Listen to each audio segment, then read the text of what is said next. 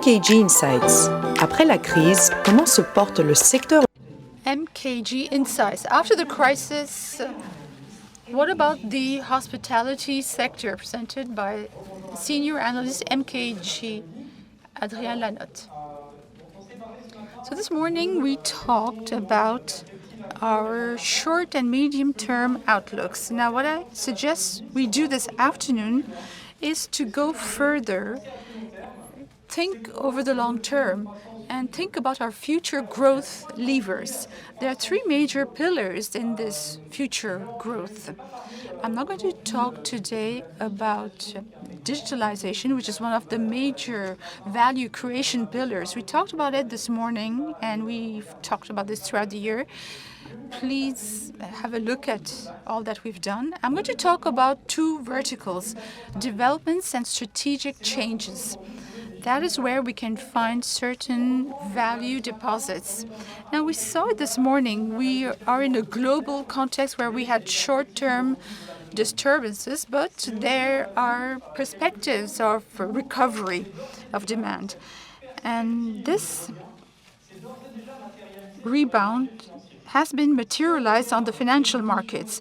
Now, if we look at the evolution of the total value of the first 12 hotels in January, we had last year we had gone down to minus 38 in terms of stock value, but in 2021 we've gone back to the economic and financial value that we had before the COVID. So we've anticipated this recovery of business, which is materializing now. And of course, there's a global recovery of the economy and of the financial markets too. But we're much under the global indices, but we've gone back to more favorable perspectives if we look at things from a financial standpoint of view. The first pillar, value creation, is the expansion of the hotel portfolios. Why?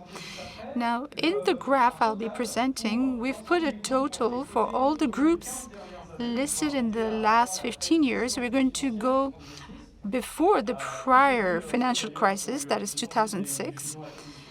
And Marriott and Starwood had mergers and acquisitions, and we're going to talk about the same scopes. The yellow curve represents the EBITDA, and it follows the situation, the economic situation. And there was a peak in 2019, and it was canceled in 2020, and there were losses incurred. The red curve shows you the EBITDA per room, and we feel, why were we flat during this whole period? Well, actually, there was a very strong development, considerable financial gains brought by the asset-light strategy. We gave up premises, we lightened ourselves, and now we have a management platform among many of these hotel operators. So what does that mean? That means that the number one structural and independent lever, independent from the economic situation, risk, terrorist attacks, health crisis, etc., that's the growth in the number of rooms. So to create value, if I need to develop, what should I look at? So we're going to follow this rationale. What are the markets?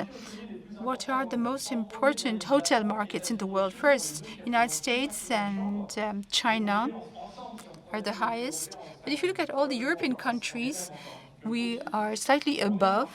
So we are a core market too, but there are a certain number of international opportunities. Pascal Lamy was talking about this, as well as Christophe Barrault this morning.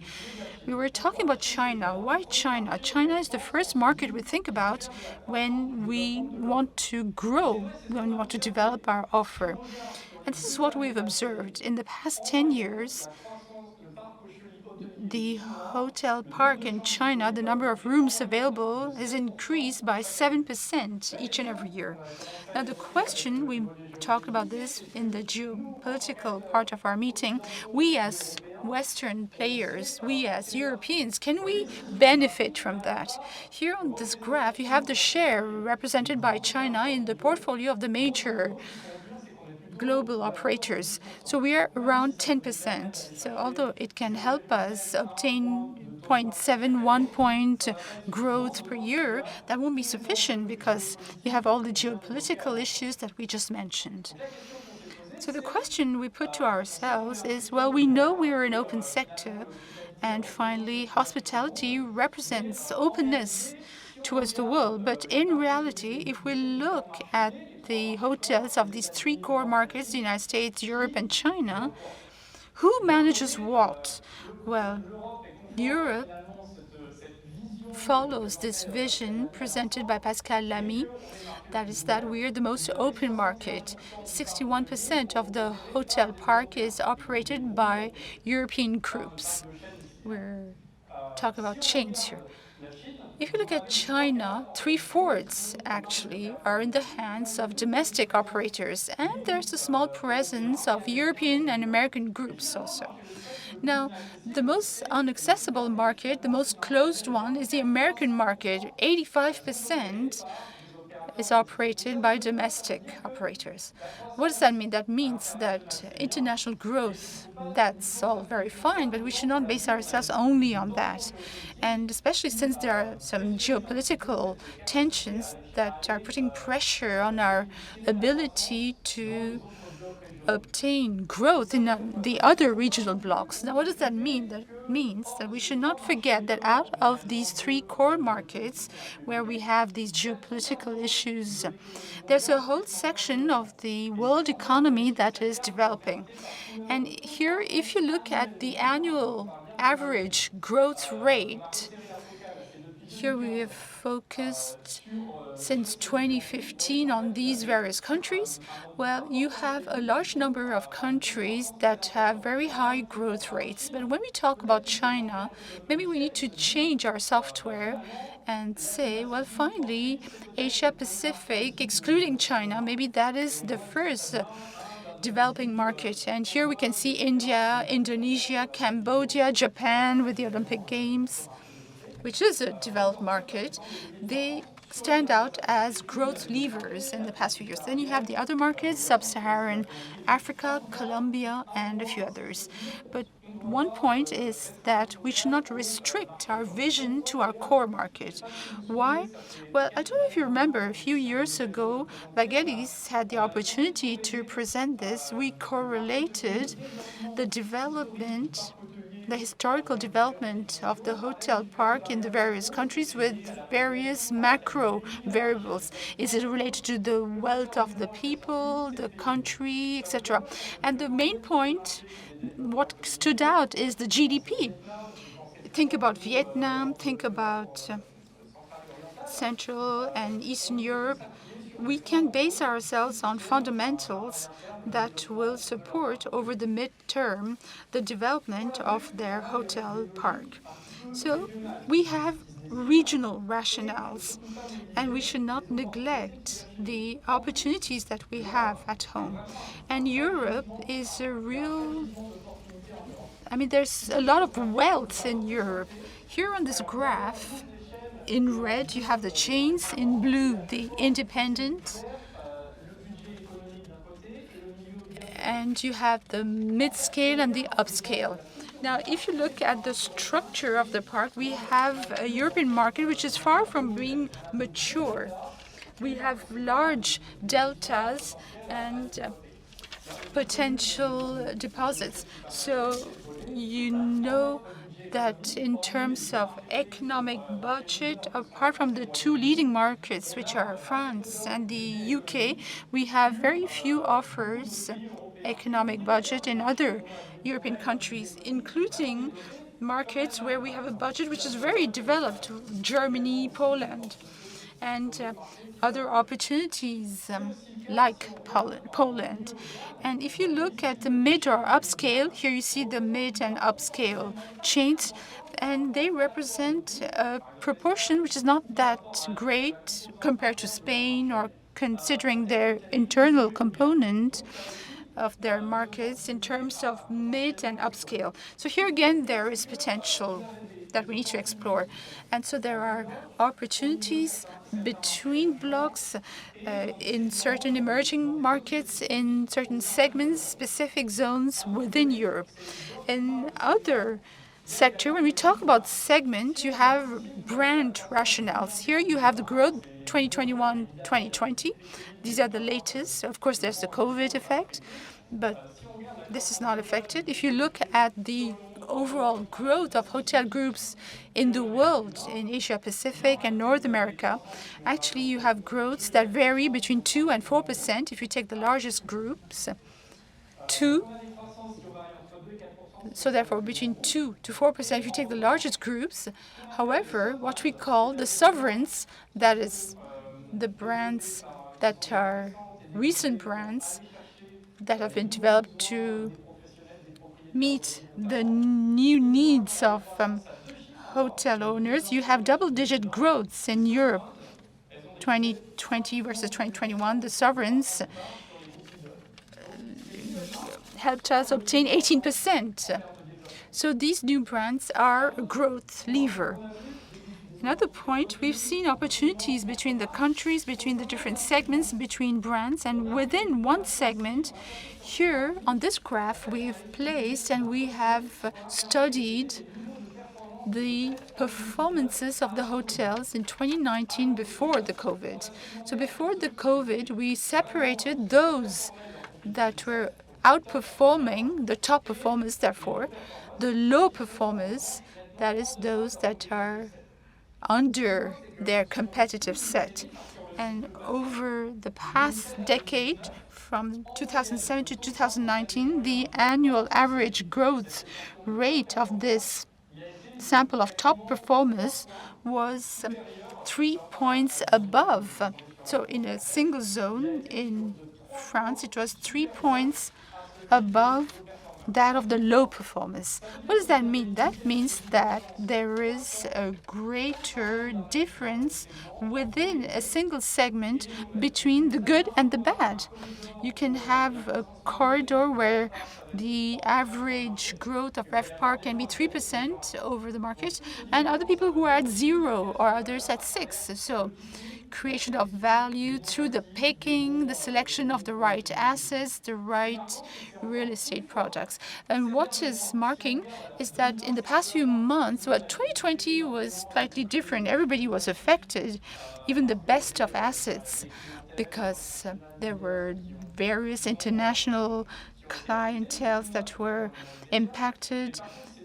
But these top performers were among the first to reopen, to have sounder performances at the beginning of the year. So in terms of development, we have distinctive opportunities between the markets, between the different blocks in the emerging markets, between the different scales, and even between the different assets for those who select things from a local standpoint. Now, in financial terms, there weren't many major deals during the COVID period. But in the past few weeks, things have changed a bit. You've all heard about Casca, which is the vehicle of Bill Gates at Four Seasons, which is at 9.3 billion. Then the buyback of Hyatt by Amresors. I'd like to include in this set something that happened a long time ago, because this was before the COVID, which was the buyout of NH. And this means greater interest strategically for GM&A deals for the upscale and for resort profiles. Now, if you look at the buyback of Apple and Jur Group, and Amresors was the operator, what this brought to Hyatt. Hyatt, before this acquisition, they had 100,000 rooms in Mexico, Caribbean, 1,000 in Spain, and 500 in Greece. That accounted for 5% of its overall portfolio. If you look at Amresors, you had 12,000 rooms in Mexico, 9,500 in the Caribbean, 10,000 in Spain, 1,000 in Greece. So this merger allows Hyatt to multiply by 3 its exposure to these 4 key markets and resorts in Mexico, Caribbean, Greece, etc. This is important, and we hear a lot about resorts, the interests which investors are interested in. So what is the ranking of operators who have this resort type of profile? So in our global segmentation, we've got the major hotel groups, and we've kept groups where more than 1/4 are in countries with resort profiles: Greece, Croatia, Dominican Republic, Florida, Courchevel, etc. So this allowed us to present this classification of resort operators. And here you have the top 20, TUI, Melia, Minor, Walt Disney, etc., etc. So here, this is by room portfolio. Now, if you look at the stock valuation, you have three American giants, KSR, MGM, and Walt Disney. That's a totally different category because that's a micro part of their business that you all know of. And you have two major Americans, MGM and KSR. And you have quite a number of intermediary players like TUI, Minor, the Thai group that entered among the top 20 last year, and Four Seasons. We talked about it. And you have a certain number of smaller players, Shangri-La, Pierre et Vacances, that we know well here in France, Amresors, which was the subject of transactions, Posadas in Mexico, and other players who are not listed here. The three transactions we presented concerned players in this top classification of all the resorts. So this shows the great interest we have for this strategy, for this profile of groups and destinations. So from the point of view of development, what is our strategic impact? If we look at the world from the point of view of its economic and social development, and this vision of a universe where leisure is the driving force of recovery, here you have four country strategies. You have the core markets like the US, France, the UK, etc. That's where hospitality is most developed. This is where we'll have growth with new brands, the sovereigns. We will attack new segments, etc.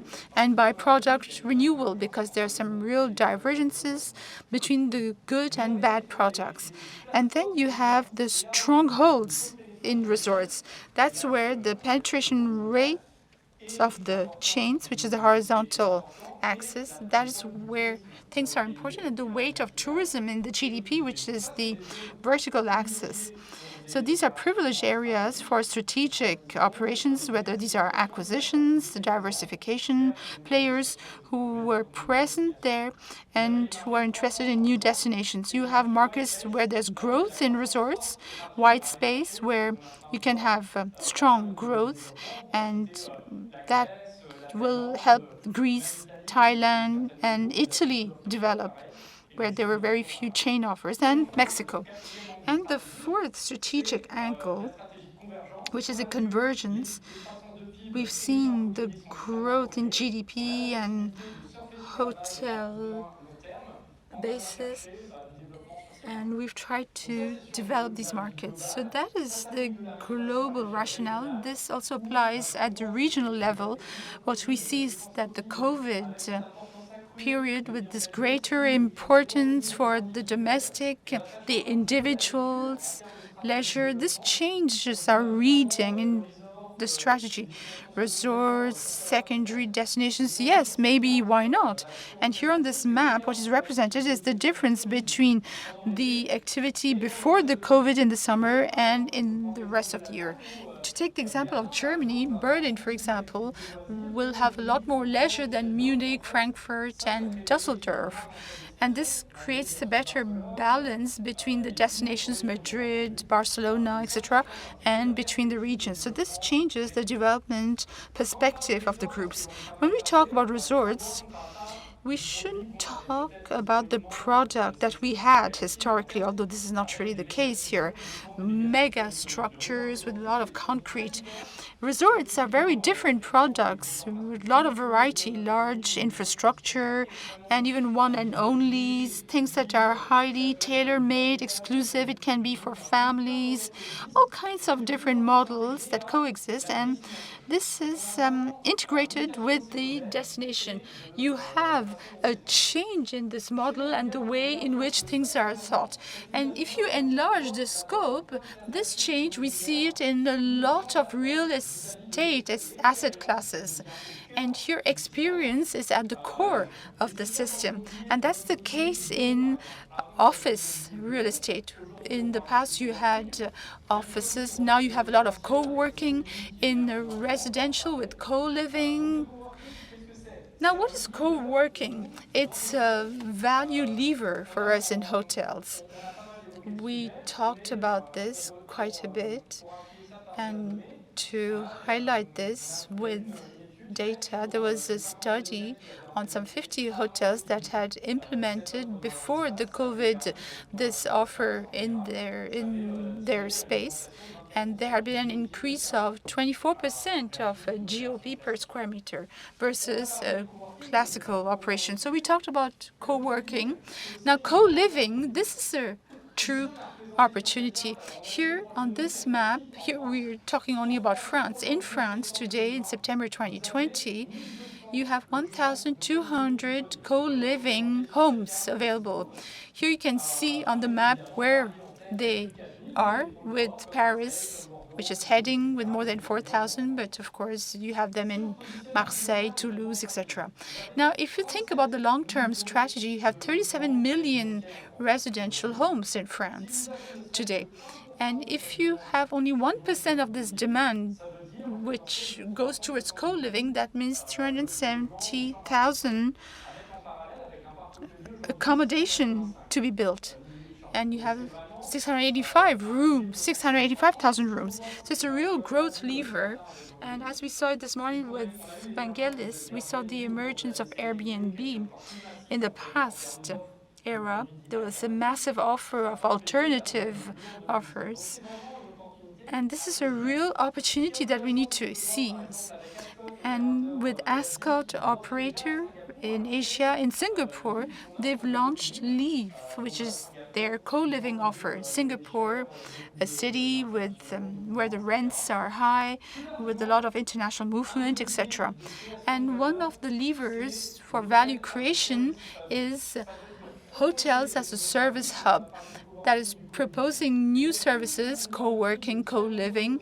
But there's a whole gamut of new services that can create value. The delivery of parcels, gaming services.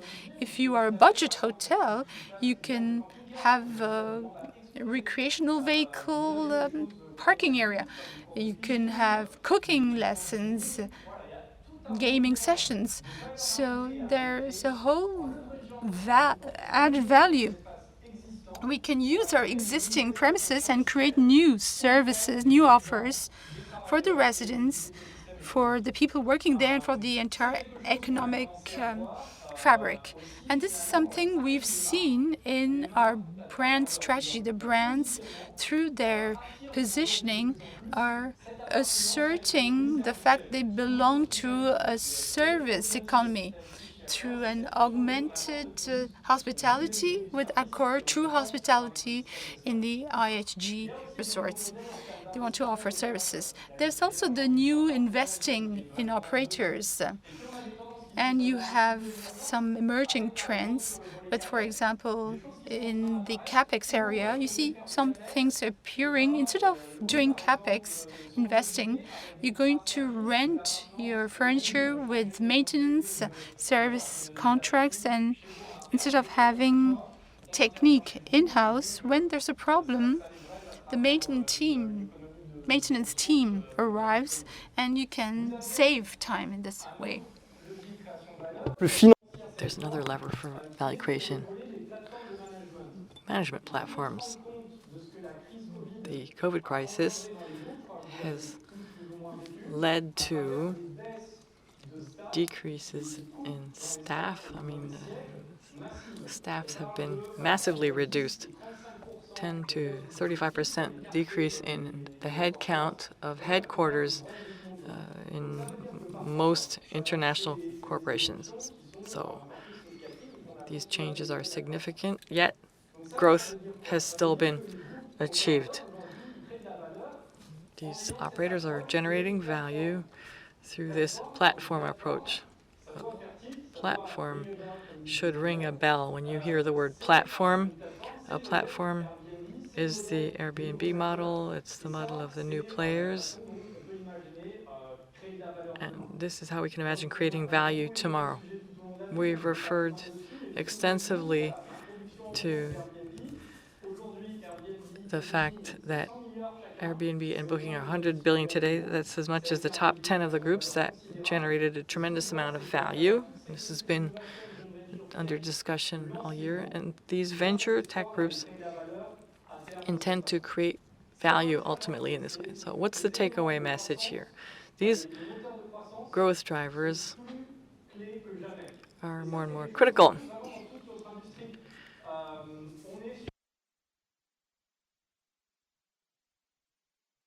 You have got players who are in full swing. They've got growth fundamentals, the ones they need. Look at Wizz, look at EasyJet. The situation is very difficult for airlines right now, yet they've managed to stay in business. Whereas just recently there was no revenue from an international clientele. I'm not going to spend any time on this because I ran out of time, but let me say that if you look at the cash flow of major hotel groups last year, you can find all these figures on the website. Different things happened. For one thing, a number of players on the left there, Hilton, Accor, IHG, and Hyatt, that had war chests and created the first SPACs just a few days ago. They had a war chest and they were able to raise capital.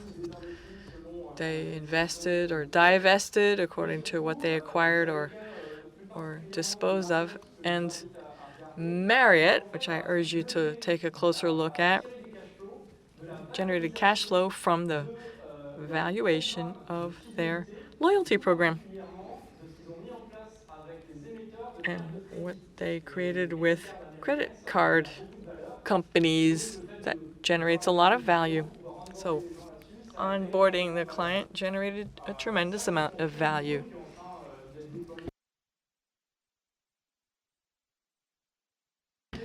There is value to be leveraged in these new assets, through these new assets. Sometimes value comes from unexpected sources. There's a Latin American soccer player who has been very favorable to one of the biggest North American fortunes because he joined a European league. Who would have thought? Who would have thought? So keep an open mind because this sort of thing can recur elsewhere.